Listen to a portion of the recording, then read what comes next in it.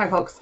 In this unit we're getting into speculative fiction, and speculative fiction encompasses a number of different subgenres or categories.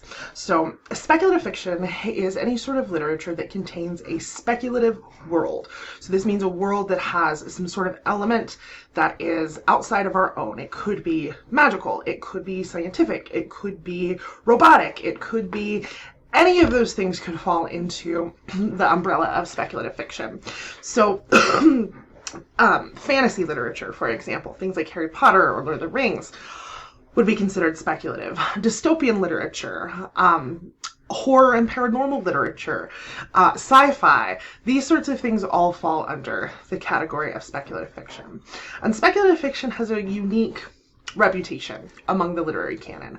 So while many of these stories are celebrated and considered canonical, they are also very different than some of the other fiction that you have read, meaning they contain things or elements that are outside the realm of our own reality. And sometimes people have this misconception that if it has robots or aliens or any of those various things, that it is more made up or more quote unquote fictional than something like, Hills Like White Elephants. And in reality, speculative fiction largely uses those speculative elements to reflect on, investigate, offer cautionary tales towards the things that are going on in our own real world. So the other video that you were watching in this note set is on the concept of dystopia. And dystopia really rests on its counterpart, which is the idea of a utopia.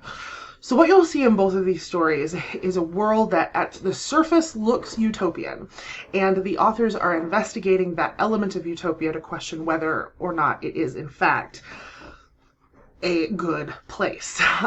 So the first one that you are reading, or the first author you're reading, is Ray Bradbury.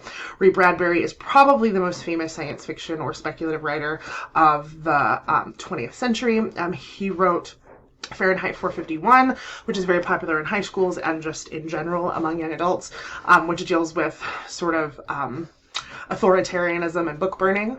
And then you all are reading The Veldt and There Will Come Soft Rains. Now, both of these stories were published in 1950, and they're not directly related, but I think it's really interesting to read them in sequence because there are going to be very, very obvious parallels between the two. So in The Veldt, which is the longer of the two, you have this house, a house that is able to do everything you can imagine. It can wash, it can clean itself, it can feed you, it can tie your shoes, it can give your kids a bath, can do all of these various things. And one of the things that I think both stories in Ray Bradbury's set are concerned with is the notion of technology. However, many people associate Bradbury with this sphere of technology, which is absolutely fair. However, Bradbury is less so concerned with technology than he is with actual people. So I want to read you a quote from Ray Bradbury on the notion that he is fearful of technology. So in 1974, he was asked about the danger of robots taking over the human world. And that's something that's definitely going to relate to the stories you're reading this week. And Bradbury responds with a letter. I'm not going to read all of it, but just some pieces that I think are relevant. He says, "The fact is, of course, that people have been afraid of books down throughout history. They are extensions of people, not people themselves. Any machine, any robot is the sum total of the ways that we use it." And then he goes on to say, "I am not afraid of robots. I am afraid of people. I want them to remain human. I can help keep them human with the wise and lovely use of books, films, robots, and my own mind, hands, and heart. I am afraid of Catholics killing Protestants and vice versa. I am afraid of whites killing blacks and vice versa. I am afraid of English killing Irish and vice versa. I am afraid of young killing old and vice versa. I am afraid of communists killing capitalists and vice versa. But robots, God, I love them.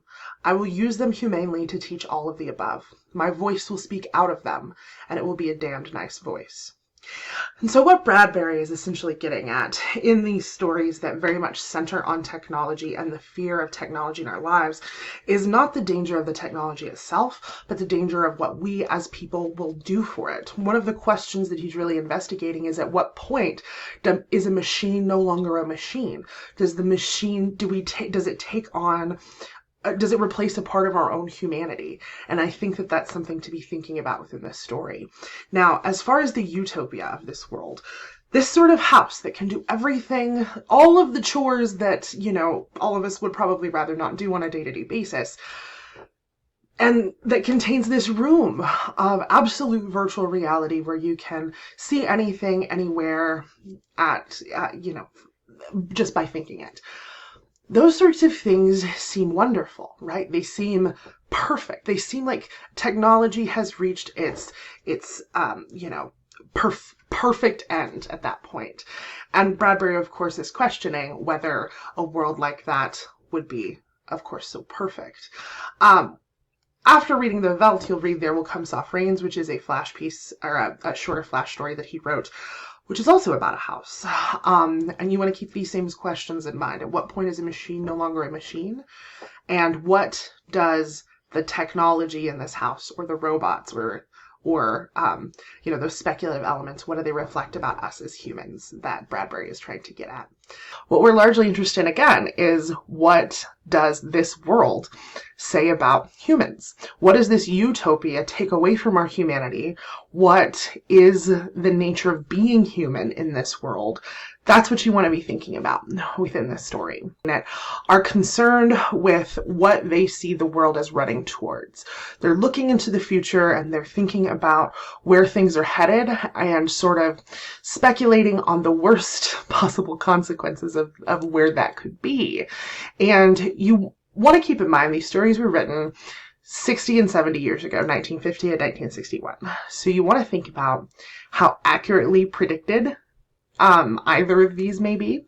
And you also want to think about how do we apply those sorts of cautionary tales of these dystopias? How do we apply those or relate those to the experience that we are living in today?